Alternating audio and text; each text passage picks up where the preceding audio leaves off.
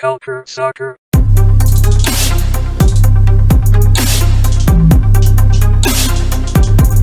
Culture Soccer. Bonjour et bienvenue à ce nouvel épisode du podcast quotidien MLS is back. Comme d'habitude, votre hôte Adi Raphaël et je suis rejoint par le gourou de la MLS, le gourou francophone de la MLS. C'est bien Mathias Van Halst. Salut Mathias, ça va bien? Salut à tous, chers fidèles. Ouais, exact. On a de plus en plus de personnes qui écoutent ce podcast quotidien. C'est extrêmement intéressant. Merci beaucoup d'être là de jour en jour pour ces podcasts-là, que j'ai beaucoup de fun à faire. Puis avoir des invités comme ça, donc comme Mathias, comme Tristan, comme Florian, comme Anthony, Antoine, c'est toujours intéressant. Donc on peut discuter de plein de choses autour de la MLS. Comme d'habitude, Mathias, je commence tout le temps le podcast en parlant un peu de l'actualité autour de la MLS. Première actualité, je voulais qu'on en parle assez rapidement, mais le prêt fait par l'Impact de Montréal aux Whitecaps de Vancouver pour le gardien Jonathan Sirois. Juste pour mettre en contexte le tout, Vancouver se retrouvait avec juste un seul gardien dans son effectif. Et malheureusement, ils ne pouvaient pas ramener quelqu'un de leur académie parce que cette personne-là, en tant que Canadien, aurait eu besoin d'un certain certificat, puis le délai était trop court pour le faire. Donc, ils ont dû choisir un gardien qui avait déjà ce certificat-là. Et vu que Jonathan Sirois faisait partie de l'Impact de Montréal et était le troisième gardien chez l'Impact de Montréal, Montréal et Vancouver se sont entendus pour un prêt de 24 heures. Assez bizarre comme histoire, mais quand même un beau geste de la part de l'Impact de Montréal, n'est-ce pas? Ouais, le prêt de 24 heures, c'est un peu particulier, on va dire, mais dans les circonstances, je pense que le côté particulier, on peut l'oublier et on peut mettre en avant les bonnes choses. C'est vrai que les circonstances peuvent expliquer le certificat. Normalement, il y a aussi un gardien de la MLS qui est prévu pour ça et qui est sur place dans la bulle. Mais comme le gardien avait joué pour un club américain, il avait besoin d'un certificat de transfert international pour passer dans un club canadien et ça, c'était pas possible de le faire dans les délais impartis non plus. Donc, la seule chose qui était possible, c'était d'aller chercher un gardien qui était à la fois sur place dans la bulle pour les raisons sanitaires et qui venait d'un club canadien. Et je pense idéalement qu'il n'aurait pas joué et qu'il ne jouera probablement pas dans le tournoi parce que aller chercher, je sais pas moi, Quentin Westberg, ça aurait fait un petit peu bizarre. Donc Oui. la meilleure solution, c'était d'aller chercher un gardien à Vancouver ou à Toronto, je ne sais pas qui est le troisième gardien à Toronto, et puis à Montréal ou à Toronto, pardon, et Sirois, c'était bien, puis finalement tout le monde est content, ça arrange tout le monde, et je pense que l'équité sportive n'est pas bafouée du tout non plus avec ça, donc tant mieux, tant mieux. Exactement. Et puis, il faut pas oublier aussi qu'il y a quand même certaines affinités entre le staff des Whitecaps de Vancouver et l'Impact de Montréal, vu que la plupart sont déjà passés par l'Impact de Montréal, dont l'entraîneur des gardiens, Youssef Daha, qui est passé aussi par l'Impact de Montréal et qui est maintenant l'entraîneur des gardiens des Whitecaps. Donc, la relation s'est faite assez rapidement, puis je suis sûr que le deal s'est fait assez rapidement entre les deux franchises. Donc, c'est quand même assez intéressant. Donc voilà pour l'actualité un peu récente du côté de la MLS depuis hier en tout cas. Et on va commencer bien évidemment à parler des matchs d'hier le 22 juillet. Donc aujourd'hui on est le 23 juillet, donc on parle des matchs d'hier. Le 22 juillet, on a commencé la journée avec un match entre le Real Salt Lake et le Sporting Kansas City. On savait que le Real Salt Lake était déjà qualifié. Par contre, le Sporting Kansas City se devait de l'emporter pour passer au prochain tour. Et Sporting s'est imposé sur le score de 2-0. Surprenant comme résultat, sachant que le Real Salt Lake était quand même très très bonne équipe dans ce tournoi qui avait vraiment impressionné tout le monde. Est-ce que ça t'a surpris ce résultat toi aussi, Mathias? Le résultat, oui, m'a surpris dans une certaine mesure, mais il ne faut pas oublier que Salt Lake quand même a pris du galon aussi au fil du tournoi. Donc son deuxième match était déjà meilleur que le premier et le troisième était meilleur que le deuxième. Et en voyant le match, en fait, si j'avais pas vu le match, j'aurais été surpris du résultat. En regardant la rencontre, je le suis moins parce que le match à 9h du matin, je pense que, tu sais, vous tous qui nous écoutez, vous êtes tous pareils, hein, et puis vous connaissez des gens, il y a des gens qui sont plutôt du soir, il y a des gens qui sont plutôt du matin. J'ai l'impression que les gens de Salt Lake et les joueurs en tout cas sont plutôt du soir, alors que ceux de Kansas City sont plutôt du matin, parce que tu as une équipe qui avait vraiment pas l'air réveillée, qui a fait son plus mauvais match du tournoi et qui manquait d'inspiration et de rythme, alors qu'à Kansas City, ils étaient bien, ils étaient en forme, puis ils avaient l'air d'être très très contents d'être sur le terrain à cette heure très très très matinale pour un événement sportif. Exactement, on s'entend que c'est encore deux équipes de l'Ouest qui jouaient à 9 heures le matin, ce qui est quand même assez bizarre. On s'attendait plus à ce que ce soit des équipes de l'Est, parce qu'on s'entend qu'à l'Ouest, bah, il y a 3 heures, bah, dans la plupart des cas, il y a 3 heures de différence avec l'heure de l'Est. Donc 9 heures le matin, pour la plupart des villes, bah, c'est 6 heures le matin là-bas. Donc c'est assez bizarre de ce point de vue-là. Mais bon, finalement, bah, ça a réussi à Sporting Kansas City, qui a montré un tout autre visage. Comme tu l'as dit, on voit Sporting Kansas City s'améliorer de match en match. Puis le match d'hier était quand même très, très bon. On va parler un peu des 11 de départ et les changements dans les 11 de départ des deux équipes. Donc, on commence en premier par le Sporting Kansas City. Tim Melia dans les buts qui revenait après sa suspension. Graham Soucy à droite. Graham Smith, Roberto Puncec en défense centrale. À gauche, Luis Martins. Au milieu de terrain, en 4-3-3, Roger Espinosa, Ili Sanchez et Gianluca Busio, le petit jeune à qui on donnait un départ.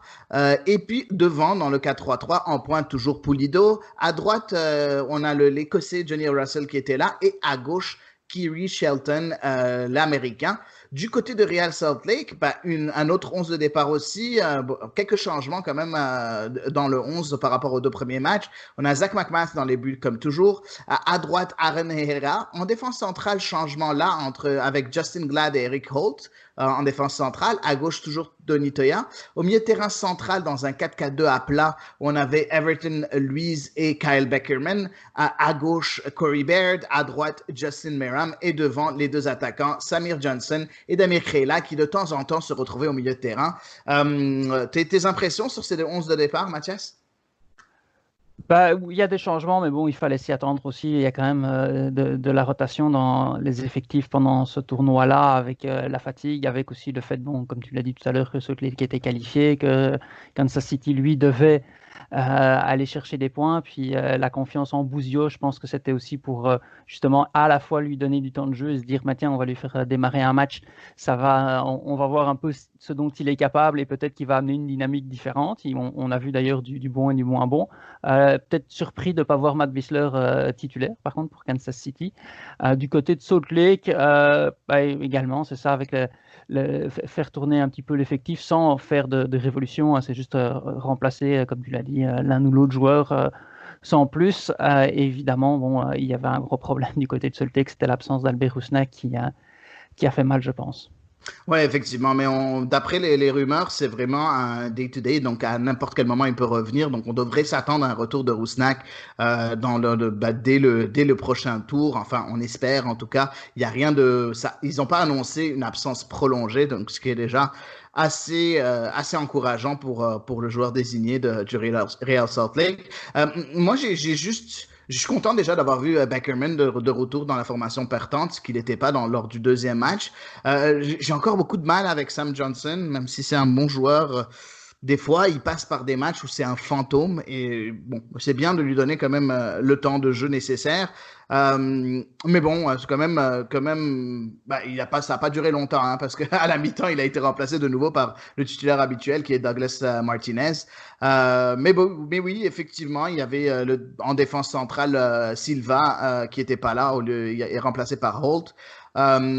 Mais j'ai bien aimé cette équipe de Real Salt Lake malgré le fait qu'ils ont changé leurs joueurs. J'ai bien aimé sur papier. Après, dans le match, c'est autre chose. Du côté du Sporting Kansas City, Chadi Busio a été mis sur le terrain parce que il y a un gros problème du côté de Sporting Kansas City et j'aimerais avoir ton avis là-dessus, Mathias, c'est que il y a du danger par rapport à Gianluca Busio parce qu'il est suivi par beaucoup de clubs européens. On annonce la Fiorentina, Feyenoord, la Juventus et l'AC Milan.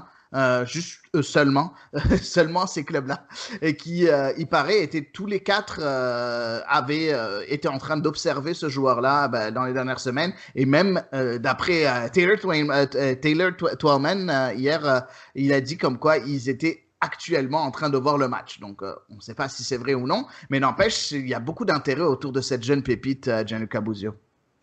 Oui, c'est clair, mais de toute façon, il ne faut pas oublier non plus que les grands clubs, quand tu vois leur liste de joueurs qui est énorme, Ouais. et quand tu vois aussi la liste des joueurs qui suivent, elle est encore plus énorme, évidemment, parce qu'ils font des choix. Hein. C'est pas, lui, on le suit, on va aller le chercher. On en suit, pour un qu'ils vont chercher, ils en suivent peut-être une dizaine. Donc, c'est un peu normal. Busio, on en entend beaucoup de bien. C'est des joueurs qui regardent aussi en équipe nationale d'âge. Je pense que c'est un petit peu le premier chemin souvent pour les trouver, ou les Coupes du Monde des moins de 19 ans, de 17 ans et autres. Et à un moment donné, bon, ils se font des listes, ils ont aussi des émissaires sur place qui suivent les championnats et qui leur donnent des noms. Et bon, celui de Bouzio est ressorti, c'est assez logique en MLS parmi les jeunes pépites. Donc, je ne suis pas surpris qu'il soit suivi. Maintenant, on va voir ce que ça va donner. Mais c'est clair que Kansas City, ils n'ont pas le choix de le faire jouer. Il faut quand même profiter de ce talent-là avant qu'il s'en aille aussi. Donc, ne pas le faire jouer parce qu'il est regardé, ce serait un petit peu contre-productif pour tout le monde. Oui, effectivement, non, mais je pense que aussi ils veulent mettre en valeur aussi, même s'il y a quand même de très très bons joueurs à ses ordres. Peter Vermes, vraiment de très très bons joueurs. Donc il a beaucoup de choix à faire à chaque fois, et c'est pour ça qu'on le voit souvent d'un match à l'autre. Il change beaucoup ses ailiers. Donc on a des fois tu as Russell Shelton, des fois tu as Kinda, des fois tu as Shallowy, des fois tu as Gerso, et puis tu as le petit jeune Felipe Hernandez qui a fait une très bonne impression hier, qui est là aussi. Donc il y a quand même du choix, et c'est pour ça qu'on a vu Bouzio juste au milieu de terrain. Il est capable de jouer sur l'aile, mais il a été mis au milieu de terrain, et puis pour moi, il est encore meilleur au milieu de terrain. En tout cas, j'ai bien aimé ce que j'ai vu de lui hier. Donc voilà, du côté des 11 de départ. Par rapport au match, assez bizarre le match, parce que on s'attendait à un match très relevé, parce que Kansas City, comme tu l'as dit, s'améliorait au fur et à mesure. Et puis Real Salt Lake était très bon lors de ces deux premiers matchs. Puis finalement, c'était un peu presque une domination de la part de Kansas City. Il faut dire qu'on est très bien aidé, et je pense que ça aide beaucoup une équipe de marquer le premier but dès la première minute, même avant la première minute, parce que je pense que c'était à la 45e ou 46e seconde où Johnny Russell a mis le but au fond des filets après un gros cafouillage à la suite d'un corner. En plus de ce but-là, à cause du cafouillage, il y a eu une petite aussi déviation légère, mais n'empêche. Ça aide beaucoup le moral d'une équipe à 9 h le matin, n'est-ce pas, Mathias? C'est clair, déjà, ça a montré qu'il y avait une équipe qui était réveillée et une autre qui ne l'était pas. Hein. C'est un petit peu la comparaison entre celui qui a allumé sa télé à l'heure pour voir le match et pour voir le but, et celui qui s'est réveillé un petit peu trop tard et qui a raté le but, qui a fait « Ah mince, je ne me suis pas réveillé ». Sur le terrain, c'était un peu la même chose. Ceux de Salt Lake, oui, ils étaient présents, mais il y en avait quelques-uns qui n'étaient pas encore tout à fait sur le terrain, et je pense qu'ils n'ont pas été quasiment de la matinée. Mais c'était évidemment un tournant de cette rencontre, et je pense que ça a donné le ton. Et puis c'est vrai qu'il y avait un petit peu de chance, mais tous ces rebonds, parce qu'on serait vraiment cru sur une table de billard, ce qui a été dans le bon sens et ce qui a été dans le mauvais sens, c'est aussi justement une question de lucidité, la lucidité pour bien se dégager, pour envoyer le ballon loin de la zone dangereuse, ou justement la lucidité pour l'envoyer dans le but, ou créer une occasion et en tout cas le laisser dans la zone où on pouvait marquer, ce qui est arrivé du côté de Kansas City. Donc oui, il y avait plus de lucidité dans cette toute première seconde du côté des hommes de Peter Vermes, et puis ça a continué dans le reste de la rencontre, puisque Salt Lake n'a pas réussi à prendre l'ascendant. Exactement. Donc, en gros, en résumé, ce match-là, on a vu Real Salt Lake jouer avec le ballon. Sporting Kansas City jouer un peu plus en transition et en contre-attaque. Et bon, finalement, on a vu Kansas City qui s'est procuré le plus de chances, qui a remporté le match 2-0. Un but en tout début de match et un but en toute fin de match. Real Salt Lake, on a vu une possession stérile de la part de Real Salt Lake. Il y a eu une ou deux belles actions, mais sauf que Tim Melia était très vigilant.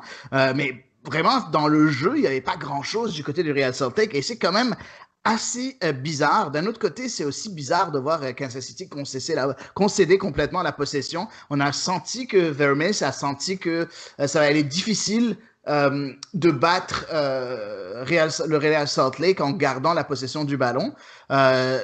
Duel tactique, selon toi aussi, Mathias? Est-ce que tu penses que c'était vraiment un duel tactique entre Peter Vermes et Freddy Juarez, et c'est Vermes qui en est sorti gagnant? Je pense que c'était surtout Vermes qui a imposé le choix tactique, dans le sens où il menait 1-0, l'objectif c'était de gagner, et puis je pense qu'ils sont assez rapidement rendus compte que finalement Salt Lake n'était pas extraordinairement réveillé, Tu sais, pendant, je dirais, une vingtaine de minutes, c'était quand même relativement équilibré en termes de possession de balle. Puis, entre la 20e et la demi-heure, là, Salt Lake a commencé à avoir le ballon. Et puis, Kansas City s'est rendu compte que c'était pas si dangereux que ça. Ça commençait à être stéréotypé. La circulation de balle à Salt Lake était très bonne. Mais le problème, c'était la créativité pour joindre les attaquants et parfois aussi un petit peu la disponibilité des attaquants. Et donc, Kansas City, qui a une très bonne réputation défensive au fil des années, mais qui a eu des gros problèmes l'année passée, s'est dit, Oui. on va essayer de bien défendre, puis ils sont arrivés, puis il y a une équipe qui défendait bien et qui était réveillée, l'autre qui était pas très inspirée, on va dire, et qui ne trouvait pas de solution. Donc, au bout du compte, finalement, ça a donné l'allure au match et Kansas City a fait le bon choix. Le résultat leur donne raison. Et pour toi, Mathias, quel est le meilleur joueur du match et le pire joueur du match dans ce match-là entre le Real Salt Lake et Sporting Kansas City? C'est difficile parce que ça a été quand même des prestations aussi bien bonnes d'un côté que mauvaises de l'autre, collectives. Je vais donner le joueur du match à Russell de Kansas City. C'est lui quand même qui a marqué le premier but, qui a quand même fait pencher la rencontre. Le pire, c'est un petit peu plus compliqué. J'hésite un petit peu entre Sam Johnson, ton grand ami. C'est vrai que tout à l'heure, tu disais qu'il a commencé le match, ça pouvait être étonnant. C'est vrai que je me serais peut-être attendu à voir Giuseppe Rossi commencer la rencontre. Zach McMath, je n'ai pas trouvé extraordinaire non plus, le gardien de Salt Lake, même sur les deux buts. Je ne pense pas qu'il doit plaider coupable, mais dans l'ensemble. Mais on reparlera des gardiens après, je pense, dans ce groupe-là. Mais je vais le donner à Sam Johnson, le plus mauvais. Parfait, parfait. Ben, je suis complètement un peu d'accord avec toi de ce point de vue-là. En fait, j'ai trouvé Sam Johnson, ben, comme je l'ai dit, assez moyen, assez moyen. Puis, oui, Rossi, j'aimerais bien le voir titulaire, mais on sent qu'il n'a pas encore tout ce qu'il faut dans les jambes. Hein. Donc, il a joué, quand même, il a joué beaucoup plus que ce qu'il a joué depuis le début de la saison, depuis du tournoi, pardon, parce que avant il jouait de 3-4 minutes. Cette fois-ci, il a joué quand même 19 minutes. C'est quand même encourageant pour la suite, mais je pense qu'il n'est pas prêt pour commencer en tant que titulaire. Puis, pour moi, le meilleur joueur du match, ben, je l'ai déjà fait, mais je vais quand même de nouveau le dire. Beaucoup aimé le match de Alan Pulido. Vraiment beaucoup. Finalement, il finit avec 2 passes décisives. Oui, bon, la première, c'est un cafouillage, donc pas vraiment une passe décisive. Mais il a failli marquer à 2-3 reprises, puis à chaque fois, c'est passé de très près. Soit il y avait un défenseur de Real Salt Lake qui se mettait devant lui ou quoi que ce soit. Mais j'ai bien aimé la prestation de Alan Pulido, le joueur désigné mexicain du côté de Kansas City. Donc voilà pour ce match-là.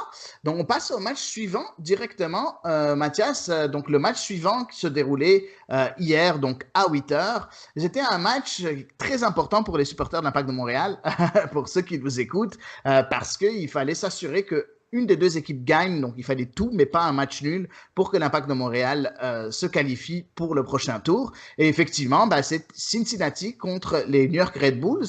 Puis Cincinnati s'est imposé sur le score de 2-0, ce qui a fait en sorte que l'Impact s'est qualifié. Mais grosse surprise, en tout cas, personne ne s'attendait à ce que Cincinnati, avant le début de ce tournoi-là, finisse avec 2 victoires dans ce groupe où il y avait Atlanta, les Red Bulls et Columbus. Est-ce que c'est quelque chose qui... Bon, c'est sûr qu'après coup, ça nous surprend un peu moins, mais en début de tournoi, avant le début du tournoi, est-ce que tu t'attendais à dire que Cincinnati allait s'échapper avec 6 points en 3 matchs?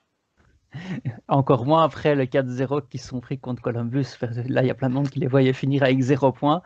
Et pourtant, c'est ça, non, c'est une grosse surprise quand même. Même si... avant le tournoi, je me disais attention, Cincinnati, ça peut être intéressant à voir, évidemment. Bon, l'équipe vient de commencer, hein, il y a eu des transferts, il y a eu un changement d'entraîneur, ils sont vraiment à des bribes. En plus, ils en sont qu'à leur 2e année, donc il n'y a même pas encore beaucoup d'automatisme, même entre les joueurs qui étaient là l'année dernière. Donc évidemment, c'est très, très, très, très compliqué comme circonstance pour eux. Et ils en sont sortis, c'est assez incroyable. Oui, c'est assez incroyable. Effectivement, vraiment assez incroyable. On va parler un peu des 11 de départ des deux équipes, comme on fait d'habitude. Donc, du côté des Red Bulls, on avait David Janssen dans les buts, Kyle Duncan à droite, Aaron Long, Amro Tarek en défense centrale, à gauche, Jason Pendant. Au milieu de terrain, il y avait dans un 4-4-2 à plat, donc on avait Valo à gauche, Valo à droite, Kaku à gauche, Sean Davis, Christian Caceres Jr. au centre du terrain et les 2 attaquants étaient Omir Fernandez et Daniel Royer. Du côté de Cincinnati, le retour du 3-4-3, 3-5-2 pardon, de Yapstam avec Titan dans les buts. À gauche, Andrew Gutman. Les trois défenseurs centraux, c'était Tom Peterson, Kendall Waston et Mathieu Deplein. Et à gauche, Joseph-Claude Gio. Au milieu de terrain, on avait Aris Medunjanin aussi, qui a été extrêmement défensif. Les deux milieux qui jouaient un peu en 8, c'était Caleb Stanko et Frankie Amaya. Et devant, Yuya Kubo, Adrien Regatin. On s'entend que ce 3-5-2 se transformait en 3-4-3, dépendamment du temps dans le match. T'as pensé quoi de ces deux 11 de départ? Pas de grosse surprise du côté de Cincinnati, vu que c'est deux matchs de suite qui jouent dans cette formation-là, mais est-ce que tu as trouvé dans le choix du personnel des changements qui t'ont interpellé? Non, pas forcément. Puis ils ont eu leur leçon après le match contre Columbus. Puis on se demandait un petit peu ce qu'ils allaient faire contre Atlanta. Et c'était clair que l'objectif, c'était de jouer plus bas et d'éliminer les espaces entre la défense et le milieu de terrain pour qu'il n'y ait personne qui s'engouffre comme Zela Ryan l'avait fait au premier match. Ça a marché contre Atlanta, donc évidemment, on reconduit cette formule-là contre New York. Ouais, effectivement, et j'ai comme l'impression que la meilleure façon de contrer ce dispositif de Yapstam, c'est de jouer avec une sorte de numéro 10, donc peut-être en 4-2-3-1, avec un joueur qui est assez libre entre les lignes au centre du terrain, ce que les Red Bulls auraient pu faire, parce qu'ils ont ce genre de joueur-là, avec Kaku, que je trouve que c'est vraiment dommage que Chris Armas l'ait un peu positionné sur l'aile gauche, parce qu'on a comme l'impression que Kaku n'est pas vraiment libre de ses mouvements, tandis qu'au centre du terrain, c'est là où il a été le plus dangereux. Je sais pas ce que tu en penses, toi, de ce point de vue-là. Ouais, c'est vrai que Kaku, il a été pas mal éteint, j'ai trouvé hier. S'il avait eu plus de liberté, s'il avait peut-être pris aussi un peu plus de liberté, parce que quand même, du côté de New York, quand on voit le système, que ce soit Kaku ou Valo, ils peuvent quand même beaucoup rentrer dans le jeu. Et ils l'ont pas fait non plus. Je pense que l'animation du côté de New York était un petit peu compliquée. Puis Chris Armas le reconnaissait d'ailleurs. Il disait, on a du mal à faire le jeu. On est plutôt une équipe qui est bonne sur les reconversions rapides pour profiter des pertes de balles adverses. Et évidemment, Cincinnati ne l'entendait pas du tout de cette oreille-là. Ils ont laissé le ballon à New York et c'était débrouillez-vous dans ce que vous ne savez pas faire. Ouais, effectivement. Et j'ai comme l'impression, je vais te donner deux analogies, puis tu vas me dire ce que tu en penses. La première analogie, Cincinnati, on dirait un peu l'Impact de Montréal, fin Rémi Garde, en tout cas non, début Rémi Garde, là où ils ont fini la saison en trombe, où c'était vraiment, on joue super bas, puis on contre, puis ça se passe bien pour nous. Effectivement, ça fait 2 matchs où ça marche bien pour eux. Et la deuxième analogie que je veux te donner, c'est un peu l'analogie que j'ai faite hier, lors du podcast hier, quand je parlais d'Atlanta. C'est très bien, les Red Bulls, ils aiment renouveler leur effectif et ainsi de suite, mais quand tu commences à enlever pièce par pièce les choses qui vont bien dans une franchise, à ce moment-là, tu te retrouves avec plein de choses qui vont pas bien si jamais tu les remplaces pas comme il faut. Donc, on se rappelle de la grande époque des Red Bulls avec McCarthy, Kieston, Brady Wright Phillips et tous ces joueurs-là qui, d'année en année, on les voyait quitter Tyler Adams et ainsi de suite. Est-ce que tu es d'accord avec ces deux analogies-là? Pour la première, je n'irai pas du côté de Rémi Garde parce que je pense que justement c'est une erreur qu'il a faite Rémi Garde à Montréal de vouloir trop défendre et contrer et que ça marchait pas si bien que ça.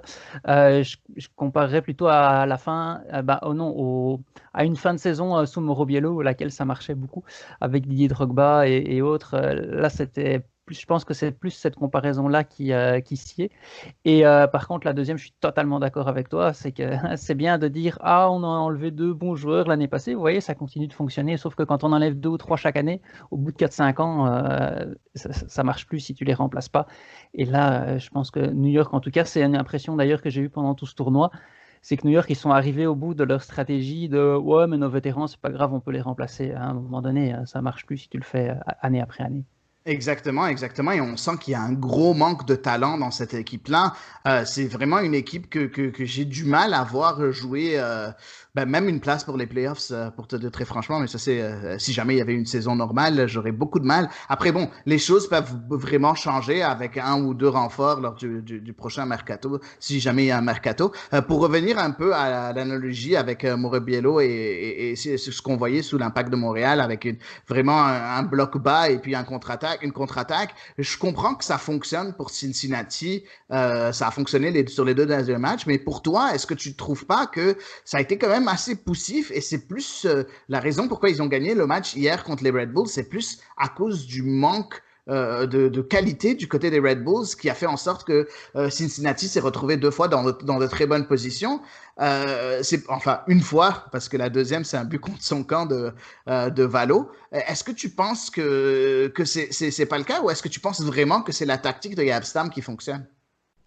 Je dirais un petit peu des deux, mais c'est clair que Stam, il a fait une tactique aussi en fonction à la fois de l'adversaire et des conditions, et parce qu'il y avait pas beaucoup de rythme dans le match, et on l'a vu à la fin quand New York a commencé à accélérer, c'est devenu difficile pour Cincinnati, mais ils l'ont pas fait pendant 82 minutes à peu près, donc New York n'a qu'à s'en prendre à lui-même, et Cincinnati a quand même réussi des très bons coups tactiques, je trouve, contre New York. On sait que New York, c'est une équipe qui aime beaucoup presser quand son adversaire a le ballon et aller presser très très haut dans le camp pour forcer les adversaires à faire des erreurs, et les défenseurs notamment. Et là, Cincinnati, mais ils avaient quand même une bonne circulation de balle, je trouve, derrière. Puis ils essayaient pas de faire progresser le ballon, ils essayaient juste de faire courir le ballon et l'adversaire derrière lui. Et à un moment donné, tu vois que New York, ils ont arrêté de presser parce qu'ils en avaient marre, ils en avaient plein les bottes. Ils disaient de toute façon, ça sert à rien parce que les autres, semblent avoir prévu le coup. Et bon, avec la chaleur, avec les difficultés, je pense avec un petit peu le manque de motivation aussi de certains joueurs, ben, le côté tactique de Jaap Stam a très bien fonctionné. Maintenant, c'est vrai que si à un moment donné, ils avaient réussi à priver Cincinnati de ballon pendant plus que les 10 dernières minutes et à investir leur camp et à hausser le rythme, ça aurait peut-être été beaucoup plus difficile pour Cincinnati. Ça, c'est une certitude. Et je pense qu'on peut dire que les deux, à la fois Cincinnati a réussi son match et New York a raté le sien. Ouais, c'est ça, c'est une combinaison des deux et qui a fait un 2-0 et non pas un 15-0. Mais bon, mais c'est une combinaison des deux, je suis complètement d'accord avec toi. Une dernière chose par rapport à ce match-là, est-ce que tu penses qu'il est temps de retrouver la charnière Aaron Long et Tim Parker, que je comprends pas pourquoi elle est plus en place. C'est quand même une charnière centrale qui avait été une des meilleures de MLS pendant une année. Là, on les voit plus tous les deux ensemble. On a Amro Tarek qui est là, bon, qui est un bon défenseur, mais ça a pas l'air de fonctionner autant que la charnière Parker Long. C'est vrai que le fait que Parker soit sur le banc, c'est quand même une surprise, surtout que c'est un joueur qui est très apprécié à New York. Donc, je n'ai pas entendu, en tout cas, Chris Armas en parler. Probablement qu'il l'a fait, il a dû se faire poser la question, mais je ne connais pas la raison officielle.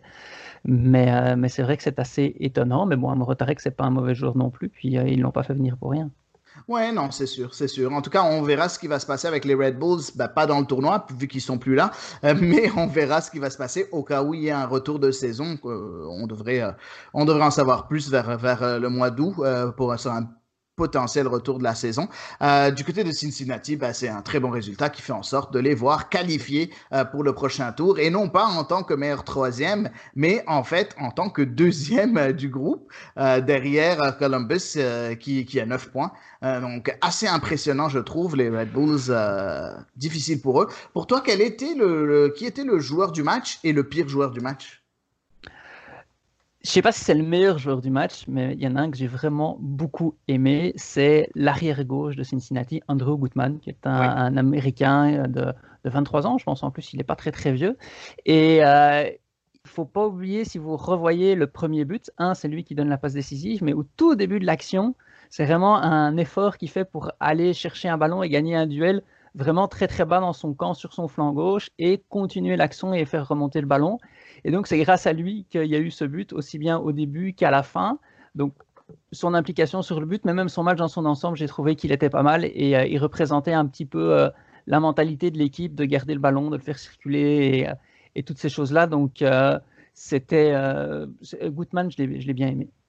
Ouais, c'est un très très bon joueur. J'aime bien ça et c'est pas pour rien qu'il a pris la place de Greg Garza dans le 11 de départ de Jaap Stam. Donc Greg Garza qui est quand même un très très bon joueur lui aussi, beaucoup plus expérimenté. Donc voilà, on a vu pourquoi Gutman est préféré à Garza. Moi de mon côté, j'ai beaucoup aimé le match de Frankie Amaya encore une fois, même s'il aurait pu être encore meilleur. Mais j'aime beaucoup ce qu'il fait. J'aime le voir sur le terrain. Il faut dire que ce n'est pas un match pour ce genre de milieu de terrain de jouer super bas parce que c'est quelqu'un qui est très bon balle au pied, qui est beaucoup plus technique. Mais les rares fois où il s'est retrouvé balle au pied, ben, ça a toujours été intéressant. On sentait que c'était le feu follet dans ce milieu de terrain de Cincinnati. Et j'aime ça. Je suis content à voir Frankie Amaya avec le ballon. Ça me rend heureux. Et puis voilà, je voulais juste pouvoir lui donner cette attribution de ce point de vue-là. Et pour le pire joueur, Mathias? Bah, je vais aller avec des joueurs offensifs de New York. J'hésite de nouveau entre deux. Je trouve qu'Omir Fernandez, il a pas apporté grand-chose.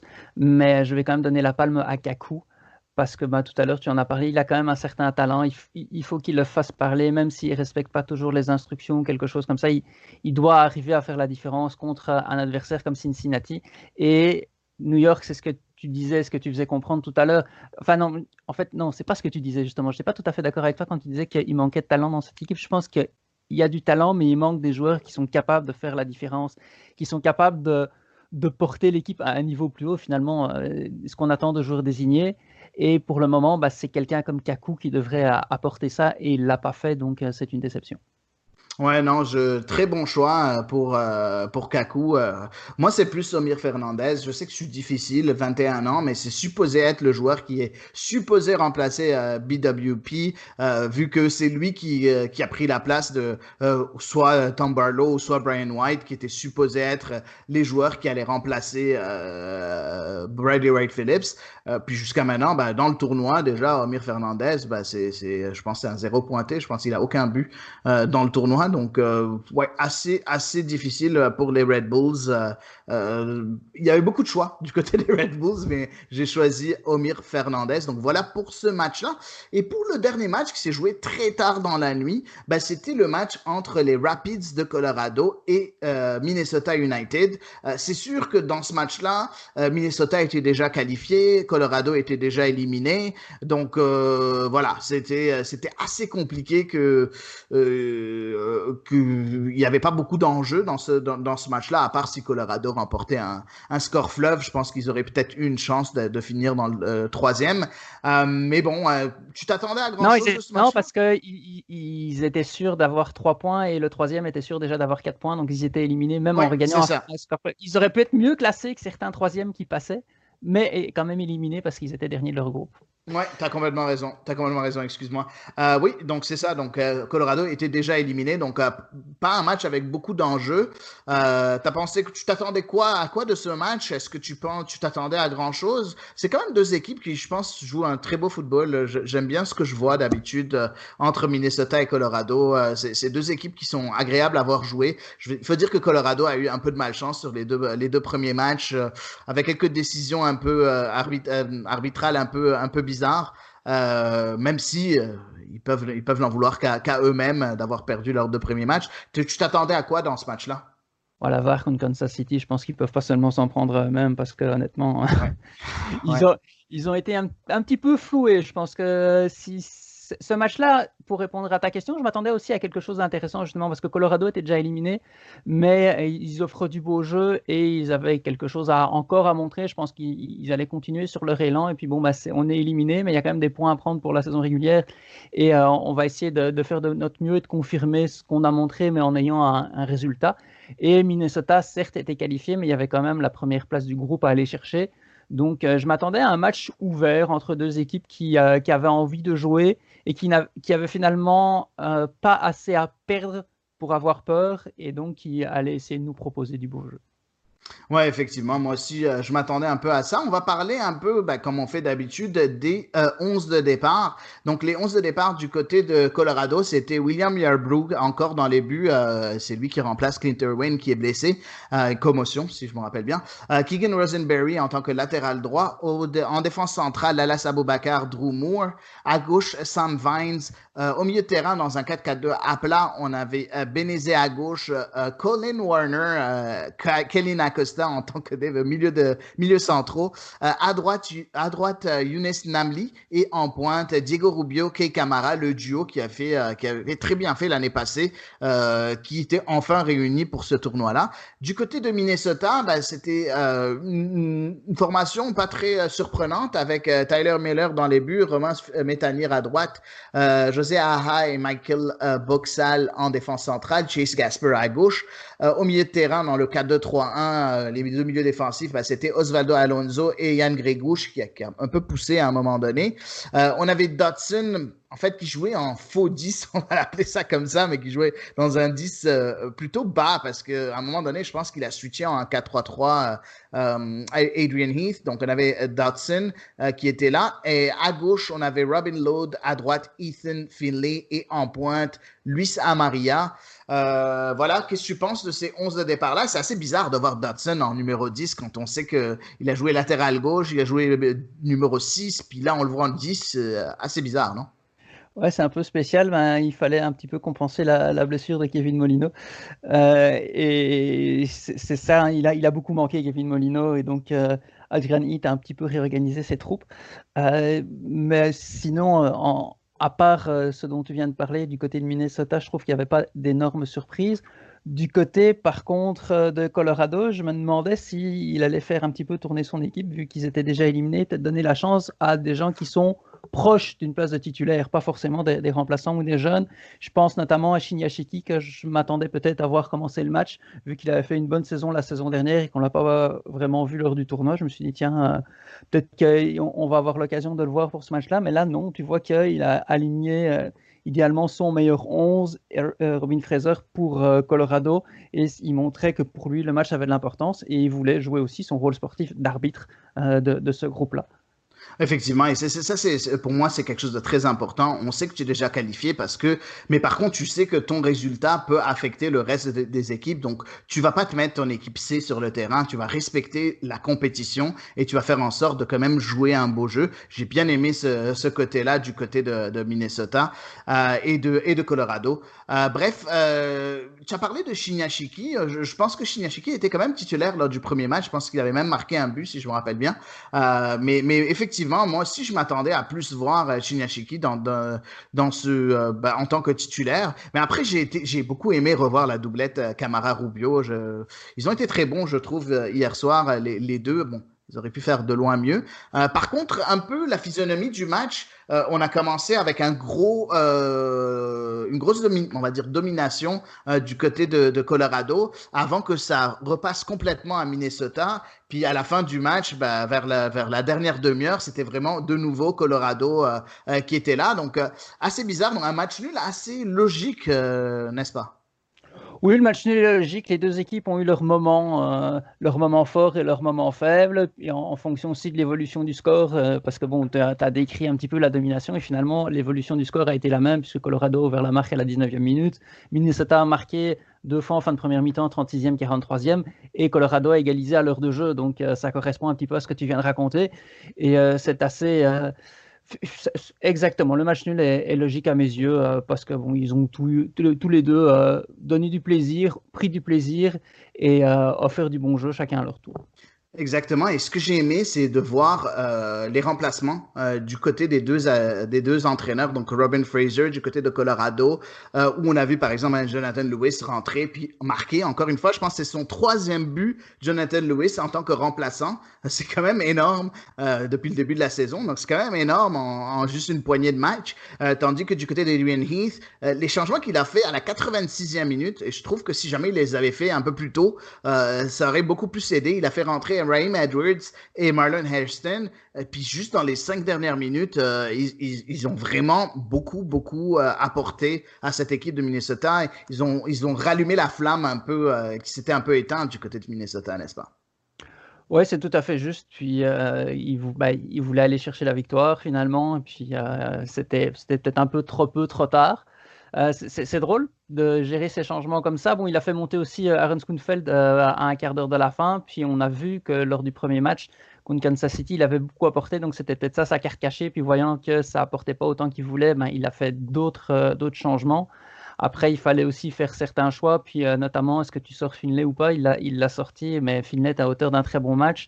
Donc c'est ça aussi, c'est que quand tu fais monter quelqu'un, il faut faire descendre quelqu'un d'autre, il faut faire les bons choix. Puis il pensait que ça pouvait continuer comme ça, mais bon, c'est à un moment donné, c'est ça, c'est la gestion des changements. Parfois, c'est un peu spécial quand même parce que tu as droit à 5, il en a juste fait 3. je comprends quand Thierry Henry dit que contre DC United, il n'en a pas fait beaucoup parce que ça marchait bien et qu'il voulait rien changer. Tandis que dans un match ouvert comme ça, peut-être que oui, il aurait pu prendre plus de risques plus tôt. Exactement. Et il l'a même dit, il avait été interviewé en plein milieu du match, puis il a dit, je n'aime pas changer pour changer. C'était la réponse d'Adrian Heath, un coach assez pas trop aimé par ses propres fans, hein, juste pour le dire comme ça. J'aimerais que tu me donnes un peu ton avis sur trois petits sujets. Le premier sujet, c'est le fameux hashtag, j'en avais parlé la dernière fois lorsque je parlais de Minnesota, le fameux hashtag Free Chacon, Thomas Chacon, le jeune joueur désigné du côté de Minnesota, qui trouve que Adrian Heath, les supporters trouvent que Adrian Heath ne le fait pas assez jouer, ne le met pas assez en valeur, et ne lui donne pas assez sa chance, le jeune de 19 ans. Est-ce que tu trouves que c'est quelque chose, ils ont vraiment un peu raison du côté des supporters de Minnesota de demander à ce que Thomas Chacon joue un peu plus souvent? Non. Non, simple, moi, direct et franc. Voilà. Moi, j'aime beaucoup Adrian Heath, donc je vais lui faire confiance. Et non, parce que on n'est pas aux entraînements, on voit pas ce qui se passe, donc c'est un petit peu compliqué de le dire. Et les journalistes, là, en plus, maintenant, ils n'y sont pas non plus, donc on sait encore moins ce qui se passe en Floride. Et peut-être que simplement, il considère qu'il n'est pas encore prêt, qu'il y a des choses à peaufiner, que ce soit individuellement ou dans la tactique d'équipe. Si jamais il ne le fait pas du tout jouer de la saison, là, ça va être un autre débat. Mais là, on n'en est qu'au 5e match. Les résultats lui donnent raison aussi, puisque Minnesota est encore invaincu cette saison. Donc, pour le moment, il y a quelque chose qui fonctionne. Donc, peut-être qu'en rebrassant les cartes hier avec la blessure, l'indisponibilité de Molino, peut-être que oui, il aurait pu le faire commencer, d'accord, mais sinon, réclamer la tête de Heath sur une pique parce qu'il ne fait pas assez jouer Chacon, ça exagéré. Non, on va pas de là à réclamer la tête, mais sauf qu'il y a quand même un hashtag qui a été créé pour ça, donc je trouvais ça quand même assez drôle. Mais oui, je pense qu'il y avait la place de le mettre étant dû à la blessure de Kevin Molino. La deuxième petite question que je voulais te poser, Younes Namli, je sais que c'est encore tôt dans la saison, tu vas me dire c'est juste 5 matchs, ainsi de suite, mais en tant que joueur désigné, Younes Namli avec Colorado, c'est assez bof. Je sais pas ce que tu en penses. C'est drôle parce que tout à l'heure, ce que tu as dit sur Kaku, en fait, je l'ai pensé sur Namli. Il est coincé sur son côté, puis je pense qu'il aurait plus de liberté à jouer dans l'axe. Maintenant, tu as oui. Acosta qui est très bon là, donc il faut essayer de trouver. Peut-être qu'il faudrait un peu changer de système à ce moment-là pour le permettre. Et avoir Warner finalement en 6, Acosta en 8 et Namli en 10. Peut-être que ça peut être intéressant. Après, qu'est-ce que tu fais? Parce que tu as Benezet qui est bon sur le côté, mais tu dois changer, ou alors tu passes en 4-3-3 avec Camara seul en pointe et Benezet d'un côté et Rubio de l'autre. Il y a des adaptations à avoir à ce moment-là pour mettre tout de l'avant, donc ça prend du temps, évidemment, il faut s'entraîner pour ça et c'est pas ce qui était prévu, mais je pense que Namli pourrait peut-être un peu mieux s'exprimer que s'il était coincé sur un côté. Ouais, je suis complètement d'accord. J'aime bien le fait que tu aies rappelé un peu Kaku parce qu'effectivement, je pense que c'est un peu le même problème qu'on a avec ces deux joueurs-là. Et la dernière question, est-ce qu'on revoit Ethan Finlay Columbus 2015 cette année? Est-ce que ça a l'air de ça? On verra. Parce que Ethan Finlay Columbus 2015, faut pas oublier qu'il y avait Kei Kamara sur le terrain dans son équipe à ce moment-là et que c'était aussi c'est ça, hier il était contre lui, mais c'est un système complet qui avait été mis en place par Greg Berhalter qui permettait de vraiment mettre en avant les forces de tous ces joueurs. Et il y a certains qui ont montré qu'ils pouvaient le faire sans le système. Je pense notamment à Kei Kamara. Il y en a d'autres qui ont eu plus de mal, notamment Ethan Finlay. Donc je vais rester prudent avec lui, même si hier il a été très bon. Oui, mais déjà, depuis le début de la saison, on voit qu'il a l'air en forme. Donc voilà, c'était pour ça que je te posais la question. Mais pour toi, quel était le meilleur joueur du match et le pire joueur du match, Mathias? Le meilleur joueur du match, justement, c'était Ethan Finlay. Pas seulement pour ses 2 buts, même s'il était au bon endroit, au bon moment. Et ça a fait pencher la balance, mais aussi pour ce qu'il a amené sur ces buts-là, parce qu'il fallait y être, il fallait bien dévier le ballon, bien avoir le corps positionné et tout, mais il a aussi apporté beaucoup d'actions, beaucoup de dangers. Il a fait un très bon match, c'est pas un de mes joueurs favoris, donc je ne vais pas dire qu'il faut que je pousse loin pour dire de bien de lui, il faut pas exagérer quand même, mais je l'ai trouvé très très bon. Souvent je trouve qu'il est un peu surévalué, Finlay, puis là hier, non, il n'a pas été surévalué, il a fait un très bon match. Oui, j'avoue qu'il a été excellent. Mais moi, juste pour faire un peu plus différent de toi, moi, je vais dire Nicolas Benezet que j'ai beaucoup aimé. Je pense que c'était son meilleur match sous les couleurs de Colorado, même si c'est complètement nouveau. Hein, il est là depuis juste le début de la saison. J'ai beaucoup aimé son match-là. Je l'ai trouvé très remuant. Puis il a même donné une passe décisive dans ce match-là. Donc bref, Nicolas Benezet de mon côté. Et le pire joueur pour toi? J'hésite entre les deux gardiens, en fait, parce qu'ils ont servi à rien. Non, mais Miller et Yarbrough, en fait, c'est bien, mais je pense qu'il y en a un des deux qui a dû faire un arrêt difficile à un moment donné, mais bon, il y a 2 buts de chaque côté. Je dis pas qu'ils auraient pu les sauver, que c'était des erreurs de leur part, mais finalement, il n'y en a aucun des deux qui a aidé à sauver un point pour son équipe. Puis ils n'ont pas eu beaucoup de travail compliqué en dehors de ça. Donc, ils étaient un petit peu inutiles. Et en fait, c'est ce que je disais tout à l'heure quand je parlais de McMath. C'était vraiment le groupe des mauvais gardiens, j'ai trouvé, avec Sanchez quand il est rentré pour Kansas City, qui a coûté des points. Yarbrough et Miller qui a fait son énorme erreur aussi en début de tournoi. Yarbrough, je trouve qu'il apporte pas grand-chose, McMath non plus, donc je trouve que c'est vraiment le groupe où les gardiens, il y a beaucoup de monde qui dit depuis le début du tournoi, les gardiens, il y en a quelques-uns qui souffrent beaucoup, mais dans ce groupe-là, je pense que c'est celui qui illustre ça le mieux. Ouais, ben, je suis complètement d'accord avec toi. Et tu sais quoi, je vais trancher pour toi. Moi, je vais dire Miller juste par le simple fait que Tyler Miller est international américain. Donc, pour moi, je peux comprendre quand William Yarbrough, qui est même pas le titulaire dans le poste, puisse faire avoir un mauvais match. Mais quand t'as quelqu'un qui est supposé être international américain, qui était supposé avoir beaucoup appris en tant que deuxième gardien à Seattle et ainsi de suite, face à un match assez bof comme ça, bon, il a fait le premier arrêt, oui, il a fait un bel arrêt, une belle claquette au début, mais le reste du temps, même quand sur des ballons aériens, on le voit, il boxe à chaque fois, tandis que très souvent, il peut très bien attraper le ballon, puis il le fait même pas. Bref, très déçu de la prestation de Tyler Miller durant tout le tournoi. Espérons que ça va pas porter la poisse à Minnesota pour la suite du tournoi. Donc voilà pour aujourd'hui, pour ce podcast-là. Ouais, oui, j'ai un petit truc à rajouter, j'ai un nouveau Vas-y. trophée à rajouter, je vais te l'offrir à ton podcast. C'est le trophée de l'équipe qui pas peut se perdre le plus les doigts, l'équipe qui est la plus mal payée, on va dire, du tournoi. Pour le moment, je trouve que c'est Colorado, qui a quand même bien joué et qui, comparativement à d'autres, mériterait peut-être d'avoir franchi un tour. Et ils sont en compétition, je pense, avec Houston. On va voir ce que le match de Houston contre le LA Galaxy va donner, parce que, évidemment, eux, ils doivent encore jouer leurs 3 matchs, mais je trouve que ces 2 équipes-là sont mal payées de leurs efforts. C'est vrai, c'est ça. C'est l'équipe la plus mal payée de ses efforts. Pour le moment, pour moi, c'est Colorado, mais peut-être que Houston va lui prendre la palme, mais je trouve que c'est des équipes qui m'ont plu, en tout cas moi depuis le début, et c'est dommage qu'elles ne soient peut-être, parce que Houston peut encore se qualifier, peut-être plus là. Exactement. Et puis, pour un dernier avis par rapport à ça, tu as complètement raison de ce point de vue-là. Mais quand tu vois les derniers des groupes, Inter Miami, Chicago Fire, DC United, Colorado Rapids, Atlanta United, puis entre Houston et Galaxy, je pense qu'il n'y a personne qui aurait pu deviner ça en début de tournoi. C'est vraiment pas des noms qu'on aurait vu 4e dans leur groupe, n'est-ce pas, Mathias? DC United, si. Oui. Mais les autres, effectivement. C'est Houston aussi. Houston, s'ils finissent dernier de leur groupe. Peut-être Chicago aussi. Peut-être Chicago aussi, mais Vancouver, on s'attendait à ce qu'ils finissent derrière, mais bon. Ouais, surtout avec tous leurs blessés, tous leurs malheurs. Exactement. Bref, en tout cas, Mathias, merci beaucoup d'être revenu au podcast. C'est super apprécié d'avoir pris le temps d'avoir fait le podcast avec moi. C'était un grand plaisir. Puis, bonne suite de podcast. On se retrouvera peut-être encore avant la fin du tournoi. Oui, j'espère très bien que tu seras disponible avant la fin du tournoi. Je veux vous remercier, vous, nos chers auditeurs, d'être là au podcast quotidien de MLS is Back, et à demain pour un nouvel épisode.